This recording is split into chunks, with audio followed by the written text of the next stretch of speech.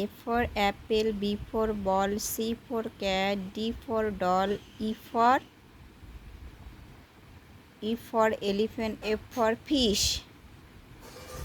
আজকে আমরা একটি ফিশ মানে মাছকে এঁকে দেখিয়েছি।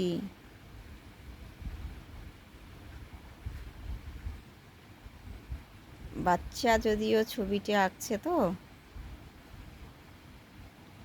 মাছ উনি ছোট হয়েও মাছের ছবিটি যে আঁকছে ওনার কাছে এটাই অনেক বড়। আপনারা আরও নেক্সটে সুন্দর করার জন্য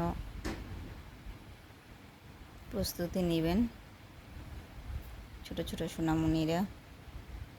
ওকে, টাটা, বাই বাই।